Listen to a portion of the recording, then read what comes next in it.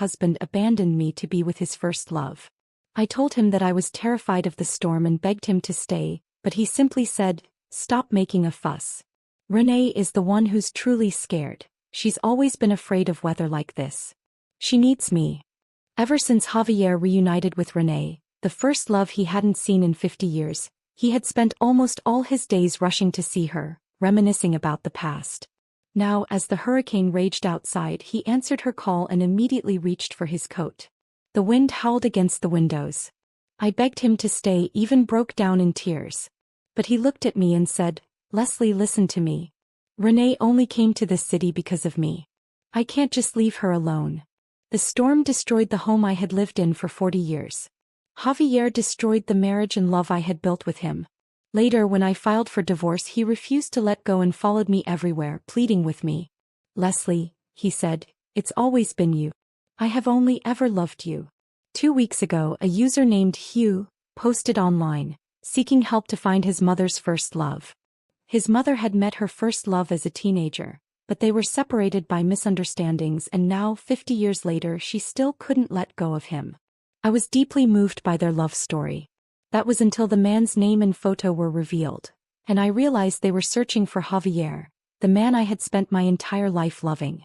The day Renee and Javier reconnected online, they met at the airport, embracing and wiping away each other's tears.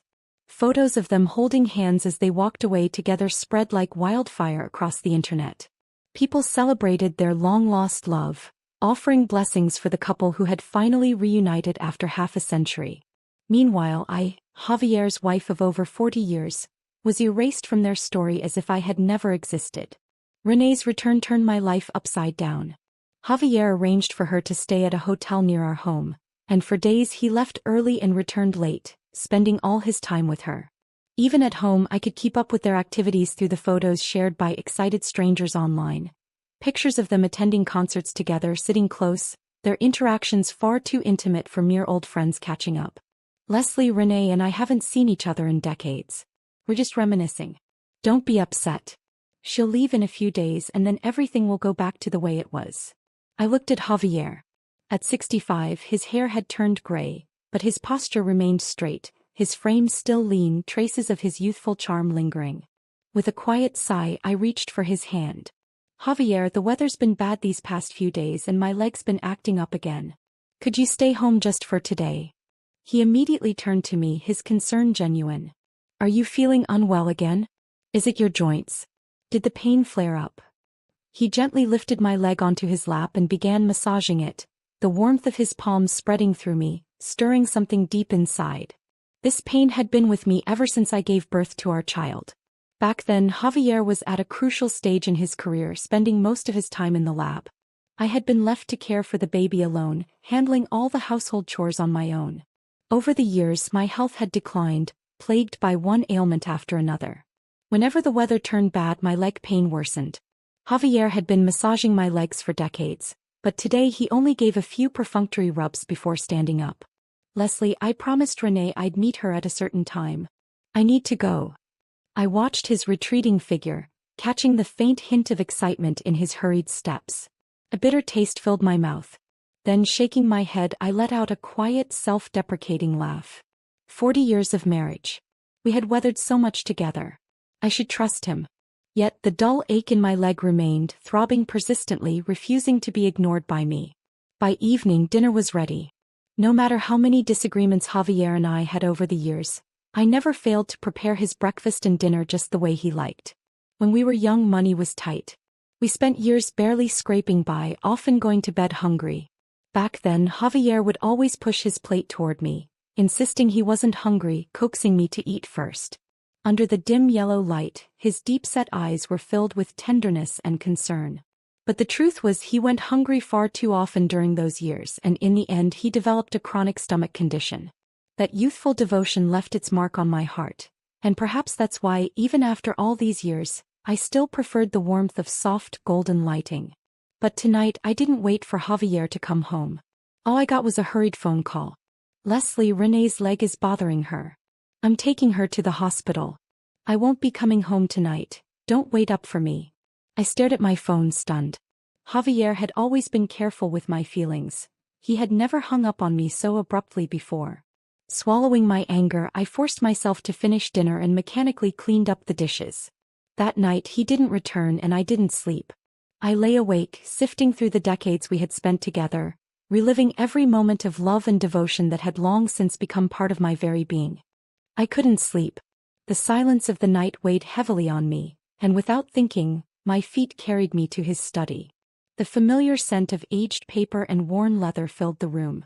I stood there taking it all in as if I could still sense his presence, sitting at his desk flipping through his books, completely absorbed in his own world.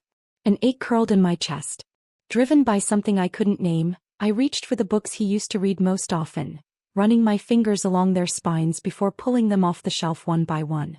And then tucked inside one of them, a folded piece of paper slipped out and fluttered to the floor. A medical report. I picked it up, my fingers trembling as I unfolded it. The name at the top made my breath hitch, Renee. My chest tightened. I scanned the report, my heart pounding louder with each word. Her diagnosis, her condition, her leg. She had suffered an injury. One that left her in pain whenever the weather turned cold. Just like me. My grip on the paper tightened as a flood of memories crashed into me. Javier kneeling beside me, pressing his warm hands to my aching joints, the motion smooth and practiced. The way he had always known exactly where the pain was worst, exactly how much pressure to apply. 40 years. For 40 years he had been massaging my legs with a precision that now felt haunting. Because he had done it before. Because he had once done it for her. A choked sob escaped me. Tears blurred my vision as the weight of it all settled in. The decades we had shared, the love I had never questioned, the truth I had never considered. Had he been thinking of me all these years? Or had I merely been the one standing in the place where she used to be? I sank onto the chair, gripping the paper in my hands, my body shaking. I thought I had made peace with our past. But the past, it seemed, had not yet finished with me. At dawn, Javier finally came home looking exhausted. He carried a bag of croissants from my favorite bakery. He froze for a second when he saw me, a rare flicker of guilt flashing across his face. "You're up early," he said hesitantly. I studied him expressionlessly. "Javier, where did you sleep last night?" I was worried sick. "At the hospital," he said, stepping closer, reaching for my hand. "Renee's leg. She injured it years ago while trying to save me. Ever since then, bad weather makes it worse." At his words, I abruptly pulled my hand away. "Oh. So Renee's leg also aches when the weather turns." My voice was eerily calm. "Javier, all these years when you massaged my legs, were you thinking about me? Or her?" I knew I was being unreasonable. But after holding it in all night, I couldn't stop the fire burning inside me. Javier's expression darkened. "What are you even saying? After 40 years together, you're questioning my loyalty?" I folded my arms. "You still haven't answered my question. Are you feeling guilty? Guilt for how often he had thought of her. For how often her name had crossed his mind, even in the life we built together." Javier's temper flared. "Guilty of what? Leslie, we've spent over 40 years together and we still have many years ahead of us. But Renee, she only has these few days." His voice grew sharper. "She's waited 50 years for these few days. Can you stop making a scene? When did you become so unreasonable? What a ridiculous thing to say." I shut my eyes tightly, swallowing every emotion raging inside me. When I opened them again, I was calm. "Javier, if you care about Renee so much, there's another option." I met his gaze steadily. "Let's get a divorce. That way she can be the one to stay by your side for the rest of your days." Javier's eyes widened in shock. "Are you insane? Over something so trivial? Leslie, is this really necessary? After everything we've been through, do you still doubt my loyalty? Have you forgotten the vows we made back in college, to walk through life together? To walk through life together, Javier, means to walk in the same direction." My voice was steady. "I'll give you some time. Ask yourself what it is you truly want." Renee wasn't alone in this city. Her son Hugh was here with her. She never needed Javier to stay by her side all night. Javier simply couldn't bring himself to let her go. I unilaterally fell into a cold war with Javier. I no longer did his laundry or cooked his meals. Every day I only made enough food for myself. He still went to see Renee every day, had his meals outside, and returned home late, carrying my favorite fruits and fresh flowers as if nothing had changed. He would chatter about his day, filling the air with mundane details, pretending our argument had never happened. I ignored him. Before I knew it, the hurricane was approaching. Having lived in Florida for years, I was no stranger to hurricanes. But this one was different, stronger, more menacing. The entire city braced itself. Our son Daniel called urging us to leave. He had even bought us plane tickets. I thought about it but decided to stay. This house was the first home Javier and I had bought after we got married. We had lived here for over 40 years. A few years ago we even renovated it. I wasn't ready to leave. On the day I went to stock up on supplies, I drove to the supermarket alone and filled my cart to the brim. After checking out, I stared at the 2 overloaded bags of groceries and against my better judgment called Javier. He didn't answer. Then I remembered, he had mentioned he would be seeing Renee off today. Sighing, I pushed the cart outside and began the arduous task of loading everything into the trunk. As I bent down to lift another bag, I caught a glimpse of something in the corner of my eye. Javier. With Renee. Behind them, Renee's son Hugh was pushing a shopping cart overflowing with supplies. They looked harmonious. Anyone passing by would assume they were a family of 3. Javier spotted me and came to an abrupt halt. His eyes immediately dropped to the heavy bags at my feet, his brows furrowing. "Why are you lifting all that by yourself? You should have called me, I would have helped." "How thoughtful." I pulled out my phone and waved it at him. "I did. You didn't answer. I assumed you were at the airport." His expression tightened. "I'm sorry. I must have left my phone on silent. Renee's flight was cancelled, so I came with them to pick up some supplies." Before I could respond, Renee stepped forward with a warm smile. "You must be Leslie. Javier talks about you all the time. He wasn't exaggerating when he said you're kind and gentle. It's so lovely to finally meet you." I returned her smile. "How are you feeling these days? Did you enjoy staying here?" "Oh, I love the climate," she said brightly. "Javier actually invited me to stay and settle down here. He's been so generous, he even helped you find a job in town. Looks like we'll be seeing each other often. I hope that won't be a bother to you and Javier." I felt my stomach turn. "Oh, that's wonderful," I said, my voice devoid of emotion. "Congratulations on finding a place you love." I didn't care to dissect her words, nor did I have the energy to untangle the truth from the lies. But I knew without a doubt that Javier had lied to me. The flight hadn't been cancelled. Daniel had called me earlier and told me there were still flights out today. Without another glance at Javier, I turned on my heel, climbed into my car and drove away. Javier and I met in college, where we shared some of the best years of our lives. We were young, ambitious, full of dreams and aspirations for the future. Ours wasn't a whirlwind romance born of love at first sight, but rather a slow and steady pull, 2 people drawn together through the quiet accumulation of time and understanding. The day Javier confessed his feelings for me, he was honest about his past. He told me about Renee, the girl he had once loved in his youth, the one he had shared his early dreams with. But then he took my hands in his and said, "The past is gone, buried like yesterday's sunset. My heart belongs to you now. For the rest of my life I will cherish you, honor you.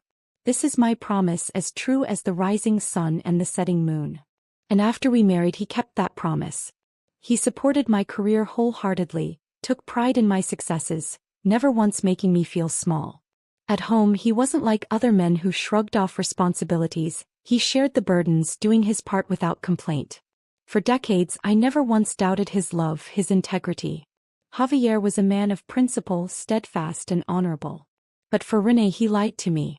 The very morals that had defined him, that had guided him throughout his life, none of them seemed to matter anymore.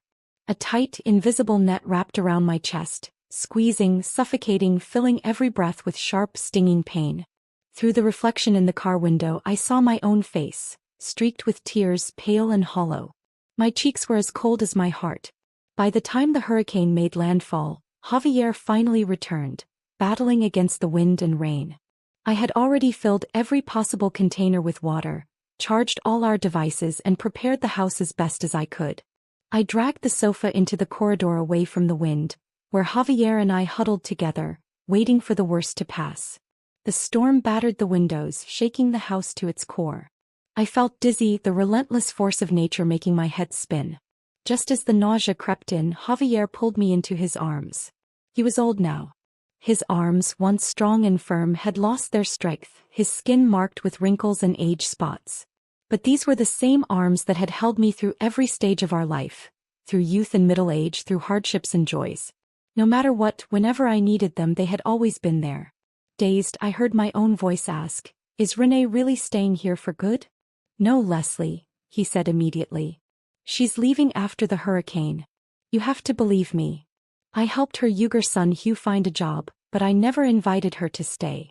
But she'll be going back to stay with her older son soon, not here." I wanted to believe him. I wanted to say something else, but before I could, his phone rang. On the other end, Renee was crying. She sounded terrified, her voice trembling as she pleaded, saying she was scared and needed him.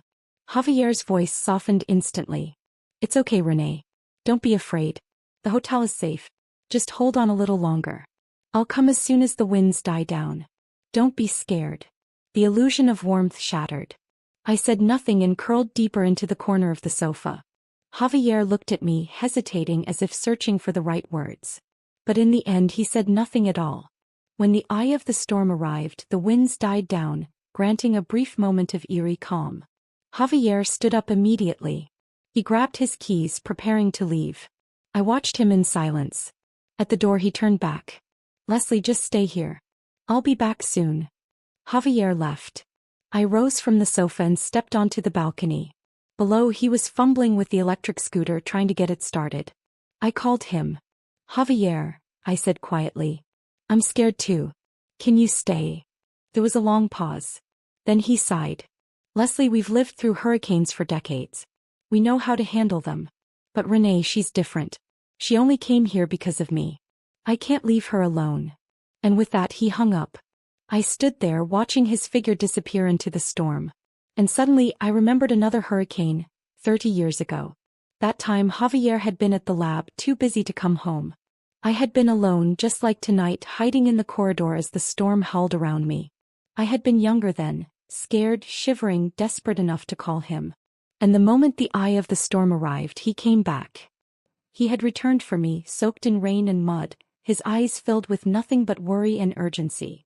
That night he drove me to safety, maneuvering past fallen billboards, dodging uprooted trees, constantly looking over his shoulder, as if afraid the storm might come crashing down on us at any moment. Back then, I had held his hand tightly, believing with all my heart that he was the best decision I had ever made. But now, as the eye of the storm passed, he was gone, off to comfort another woman. And I was left behind. The hurricane shattered the living room window.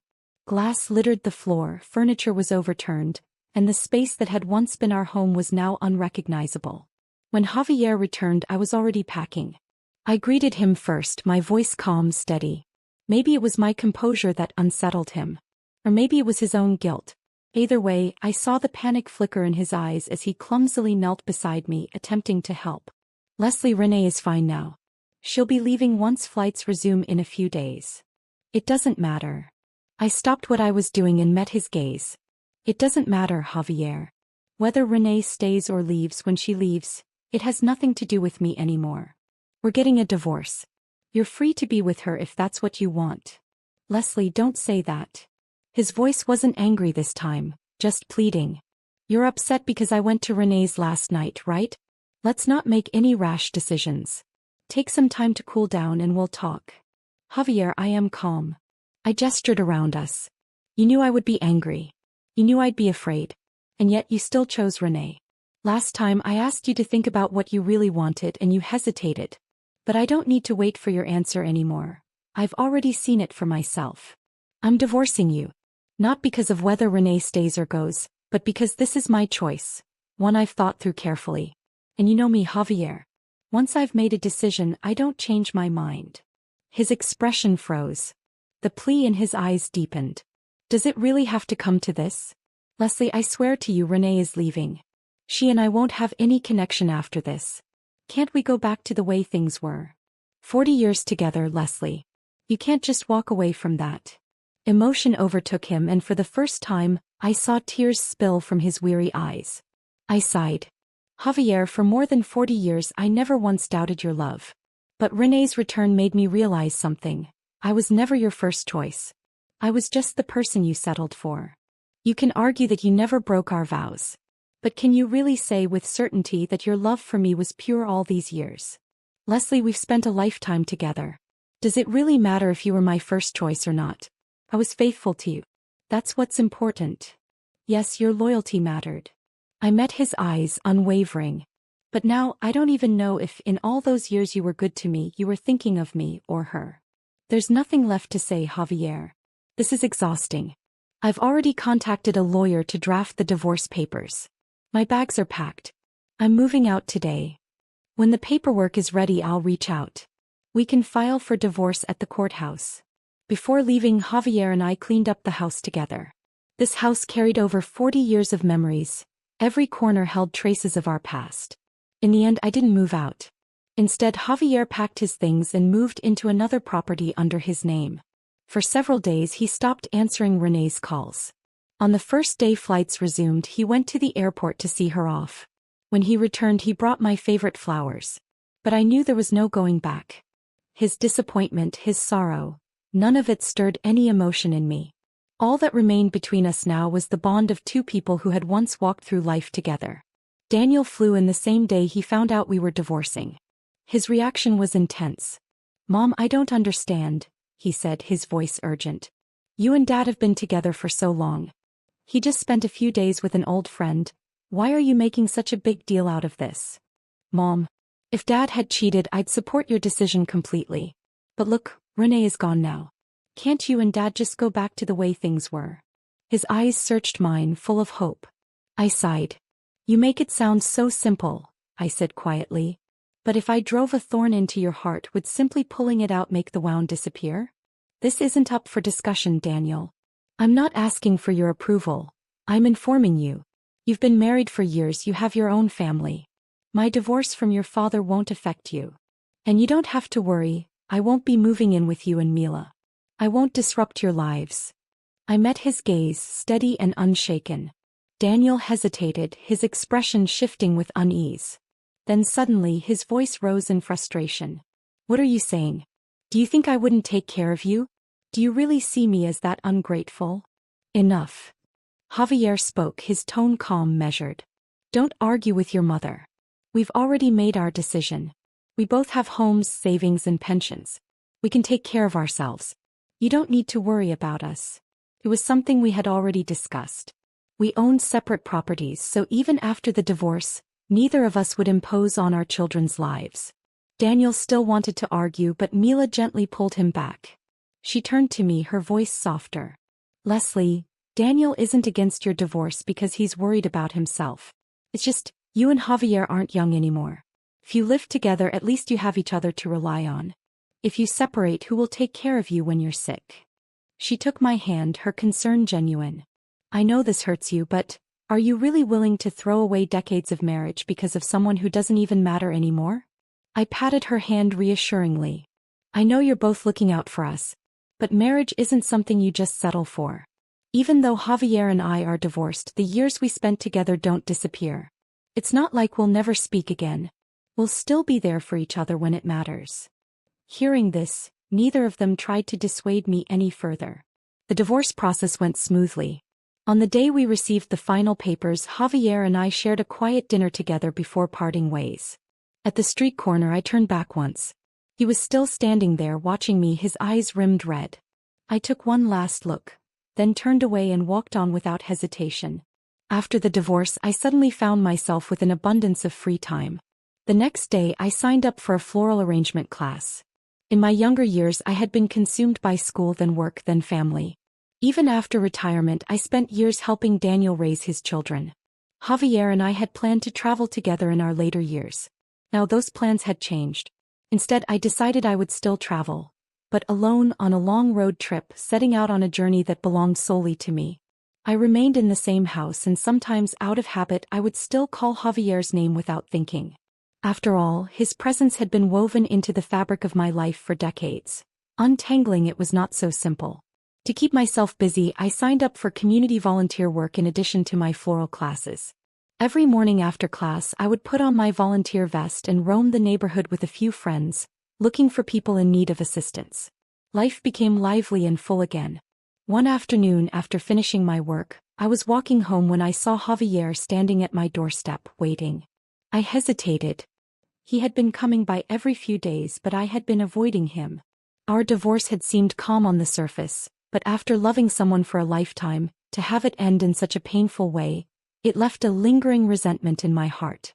I instinctively stepped back, hiding behind a tree at the street corner, unwilling to face him. Just then a figure rushed past me and grabbed Javier's sleeve. "Javier," Renee's voice rang out, filled with urgency. "Why didn't you tell me you and Leslie got divorced? If you hadn't told me, I wouldn't have even known. How could you be living alone like this?" Javier flinched, clearly startled. He glanced around, then carefully pulled his sleeve from her grasp. "I thought you left. Why are you back?" Renee's eyes reddened, her voice soft with emotion. "Hugh told me about the divorce, so I came back right away. Javier, I can't just leave you alone. Let me take care of you from now on." Javier was silent for a long moment before finally speaking.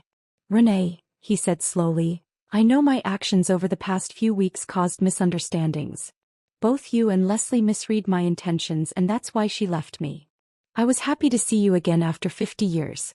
I wanted to be a good host to make sure you were taken care of. But I need you to understand, I don't have those feelings for you anymore. I know this might hurt you, but I have to say it. After we parted ways all those years ago, I met Leslie. And from that moment on, my heart belonged to her." Renee reacted instantly. "It doesn't matter," she blurted out. "Javier, I don't care about your love for Leslie. It doesn't matter if you don't have feelings for me anymore. I just want to stay by your side, even as a friend. That's enough for me." Javier fell into silence. Then after a long pause, he exhaled and spoke in a quiet, firm voice. "Renee, I may be divorced, but I can take care of myself. You don't have to go to such lengths for me.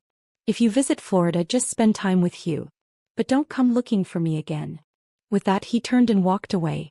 Renee stood frozen for a long moment before finally, hesitantly, following after him.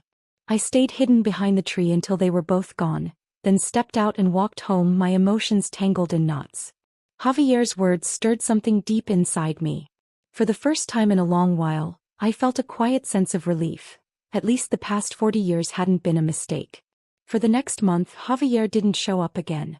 I heard that Renee had been persistent, refusing to let go, until finally Javier lost his patience and said something harsh enough to drive her away for good.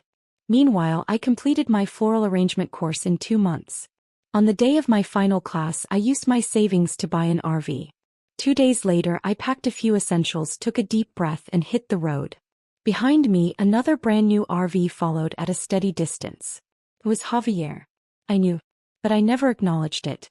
I traveled across the country, documenting my journey on Instagram. Slowly, my account gained traction, drawing in followers who enjoyed my solo adventures. All the while, Javier trailed behind, not too close, not too far, never interfering, never speaking. 3 months later, I arrived in Chicago. The first place I visited was my alma mater, the very place where Javier and I had met all those years ago. That night, for the first time, I invited him to join me. Together, we retraced our steps, walking through the places we had once wandered as young students, capturing new memories in photographs.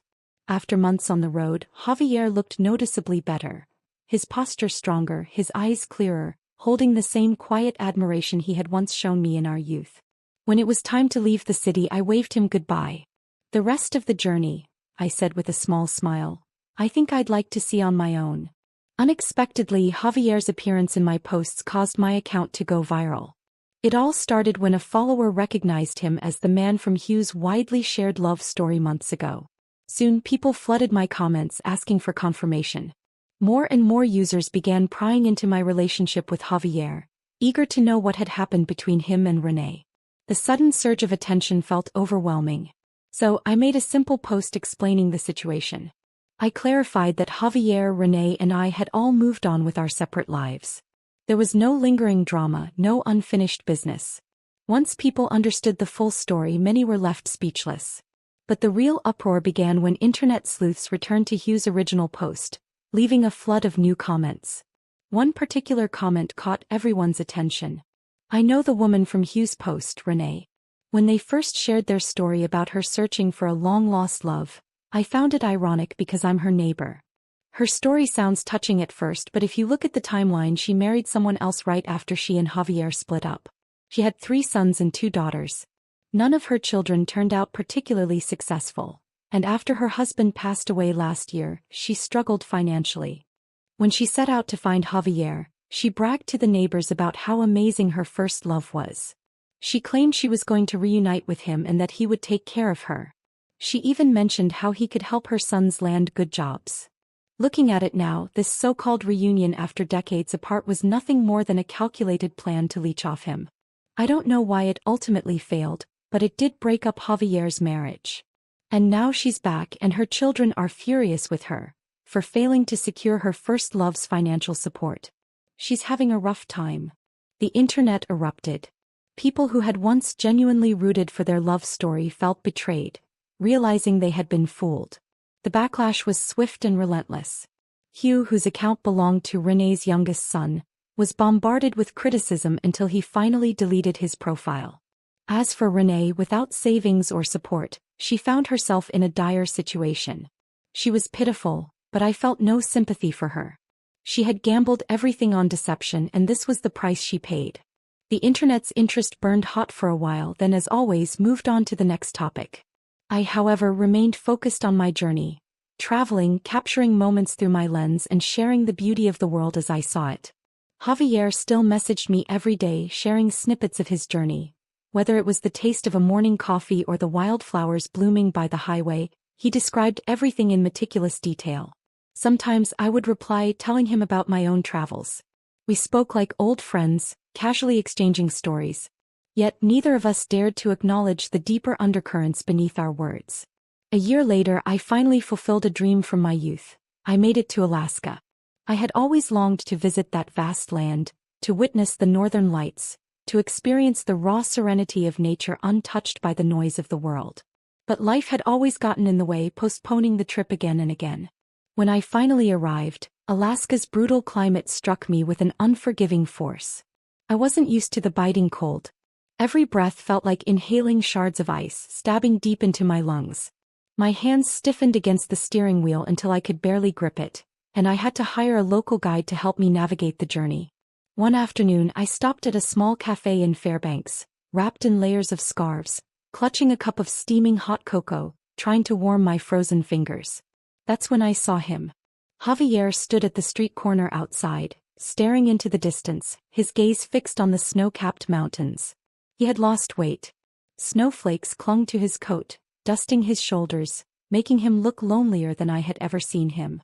Yet despite the years, despite everything time had taken from us, I recognized him in an instant. He turned, his eyes catching mine through the cafe window. For a moment he hesitated. Then a smile spread across his face. A smile that took me back 40 years, to a sunlit afternoon on our college campus when we first met. He stepped inside and sat across from me, ordering a black coffee. Neither of us spoke right away. We simply sat there watching the snow fall outside the window. "Why Alaska?" finally asked. He smiled faintly, shrugging. "Wanted to see the northern lights." He didn't explain further and I didn't press. I stayed in Alaska for a few more days, but the weather never grew any kinder. The cold seeped deep into my bones, making even walking difficult. Eventually, I had no choice but to leave early. I headed south to California. In San Francisco, I rented a small apartment by the ocean. My days became slow and peaceful, drinking floral tea, watching the golden sun sink into the waves. And then once again Javier appeared. It was sunset. The sky burned in hues of crimson and gold, stretching endlessly over the water. He walked along the shoreline, his steps unhurried, the sea breeze ruffling his graying hair. Without a word, he sat beside me. We watched the sun disappear beyond the horizon, the sky deepening into twilight. Then, as the night crept in, he slowly reached out, his fingers brushing against mine as if seeking permission. I didn't look at him. I simply stood up and walked back inside. From that day on, Javier resumed silently following me on my travels. Neither of us expected that life's biggest surprises often arrive without warning. I had planned to hike the Grand Canyon when I received a call from Daniel. "Mom, Mike got into Northwestern. We're throwing him a celebration party. You and Dad have to come home." Warmth filled my chest at the news. Northwestern University. the place where Javier and I had met, where our youth was etched into every corridor and lecture hall. And now our grandson was about to walk the same paths, carrying our story forward. So I decided to turn around. But on the way back, disaster struck. While driving through the Rocky Mountains, an unexpected landslide thundered down the slopes. A deafening roar erupted behind me as a cloud of dust and debris swallowed the road. Instinctively, I slammed on the brakes, my heart hammering. Then I turned, searching for Javier. All I saw was his RV overturned on the roadside. My mind went blank. Other cars screeched to a stop, people ran toward the wreckage, voices shouted all around me, but I heard nothing. I could only point, my hands trembling, desperately gesturing for help. Someone spoke to me, their words lost in the haze of my panic. Then the world went black. I woke up in a hospital bed, the warm hues of twilight spilling through the window. An IV was attached to my hand, my head heavy with dizziness, but my thoughts remained clear. A nurse walked in, her voice gentle. "How are you feeling?" "Alive," I murmured, managing a weak smile before my chest clenched with urgency. "The man who was in the accident with me, how is he?" The nurse nodded reassuringly. "Oh, you mean that gentleman? He was injured a little more than you, but don't worry, no major issues. The rescue was quick. No concussion, just some bruises and a minor fracture. He's resting in the next room." Relief flooded through me. As soon as my IV was done, I forced myself to my feet and walked straight to Javier's room. He was sitting upright, his forehead wrapped in bandages, his arm in a sling. He looked exhausted, more worn than I'd ever seen him. The moment his eyes landed on me, concern overtook his face. "What are you doing here?" His voice was filled with disbelief. "I saw your car flip over, I thought." He struggled to rise, reaching for me instinctively, as if only by touching me could he be sure I was truly okay. I pressed him back against the bed. "I'm fine. But you, on the other hand, won't be making it to Mike's party." Javier frowned, visibly frustrated. After a pause he muttered, "You should go. Take a flight, it's safer." I sighed, shaking my head. "You're too old to be left alone while you're injured. I'm staying to take care of you." For a brief moment he seemed startled. I continued, "I'll call Daniel and let him know. Once you're well enough, we'll head back together. We can celebrate with a family dinner instead." His expression softened, something unspoken flickering in his gaze. Then his fingers brushed against mine, his voice rough with emotion. "Leslie, thank you." I patted his hand lightly, offering a small smile. "Javier, you and I have decades of history. That doesn't just disappear. What we are to each other, it goes beyond love, beyond labels. At this age, anything short of life and death is no big deal. No matter what happens, we'll always be part of each other's story." Javier sat in silence, his eyes clouded with thoughts I couldn't decipher. I stood, stretching, and added casually, "So get some rest. Once we're done with the party, I've got more places to see. Don't slow me down." He let out a quiet laugh, his eyes glistening slightly. "Sure, Leslie, sure." After the accident, I stayed by Javier's side as he recovered. I didn't fuss over him or smother him with attention, but I was there, making sure he took his medication, reminding him to rest, and handling all the small, everyday things he often forgot. And Javier, for the first time in a long while, allowed himself to be taken care of. It's like we were back in the very old good days. After Javier recovered, we made our way back to Chicago to try catch up for Mike's celebration dinner. Our road trip back home was slower than planned, with frequent stops so Javier could rest. During the way, we visited quiet lakes, had small-town diners and scenic viewpoints, not rushing to get anywhere, simply enjoying the journey. It reminded them of our early days, when life wasn't about responsibilities or regrets, but about discovery, about sharing simple joys. When we finally reached back in Chicago, I can sense that something has been back, some feelings that maybe both Javier and I haven't been enjoyed for quite a long time. The evening for Mike's celebration dinner was lively, filled with laughter, toasts, and the proud glow of parents and grandparents alike. For the first time in years, Javier and I sat side by side at a family gathering. He refilled my glass of wine before his own, subtly pulling my chair closer when someone squeezed past behind us. Small gestures, ones I had taken for granted for decades, now felt like whispers of something unspoken between us. That night, as we sat on Daniel's back porch watching the city lights flicker, Javier exhaled slowly as if he had been holding something in for too long. Leslie, he said, his voice softer than usual. I've been thinking a lot since the accident. About everything. I sipped my tea waiting. I spent a long time following you on the road, he admitted.